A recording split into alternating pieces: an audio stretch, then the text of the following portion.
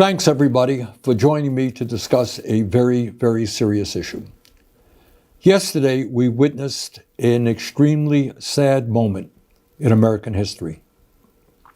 We saw the President of the United States aligning himself with the dictator of Russia, Vladimir Putin, to undermine the independence of Ukraine and its democracy. Let's be clear. Trump is showing us that he sees one of the world's most brutal dictators as his friend and our longtime democratic allies in Europe as his enemies. He wants a world that is safe for authoritarians and oligarchs, but extremely dangerous for democracies. It will not surprise you when I tell you that Trump is lying, as he so often does. Yesterday, Trump said that Ukraine started the war. That's not true. Russia invaded Ukraine twice, first in 2014 and then again in 2022. Right now, Russia occupies about 20% of Ukraine. Since Putin's horrific invasion, over 1 million people have been killed or injured. Every single day, Russia continues to rain down hundreds of missiles and drones on Ukrainian cities. Putin's forces have massacred civilians and kidnapped thousands of Ukrainian children, bringing them back to Russian re-education camps. These atrocities led the International Criminal Court to issue an arrest warrant for Putin in 2023 as a war criminal. Further, Trump called Ukrainian President Zelensky a dictator. That's not true either. Zelensky won 75% of the vote in free elections. In fact, his approval rating is higher than Trump's. In the midst of a brutal war, Ukraine's parliament continues to function and free and unfettered political debate takes place. Trump claimed that our European allies have done little to support Ukraine in its fight against Putin's invasion. He said the United States has contributed 3 times more than Europe. But that's another lie. In fact, Europe has provided more aid to Ukraine than the United States. But it's not just that Trump is lying again. That's not new.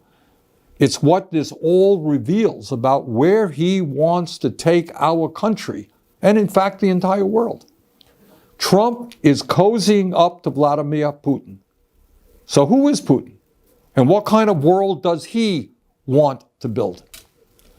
Putin is a dictator who crushed Russia's movement toward democracy after the end of the Cold War. Russia holds sham elections every 6 years where Putin wins 90% of the vote, and authorities don't even try to hide their ballot stuffing. There is no freedom of speech or free media in Putin's Russia. Protests are violently suppressed. Tens of thousands of people are in prison for protesting Russia's invasion of Ukraine. Political dissidents are harassed or thrown into jail. The bravest, people like Alexei Navalny, are killed outright. Hundreds of thousands of Russians have fled Putin's brutal regime since his invasion of Ukraine. But Putin has maintained control in his country by offering Russia's oligarchs a simple deal. If you give me absolute power, I'll let you steal as much as you want from the Russian people.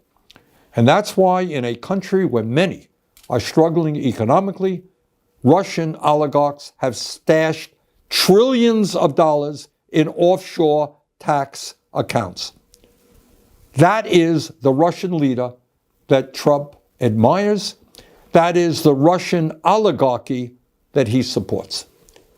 But that is not the perspective of the American people. We know, and we are proud of, the fact that the United States of America is the longest standing democracy in the world. We know that many hundreds of thousands of brave Americans over the years have fought and died to defend democracy. We also know that our allies in the world are those countries that believe in democracy not authoritarianism. In this critical moment in our history, I hope that every American, regardless of political perspective, will stand tall and say yes to democracy, no to oligarchy, and no to authoritarianism. Thank you very much.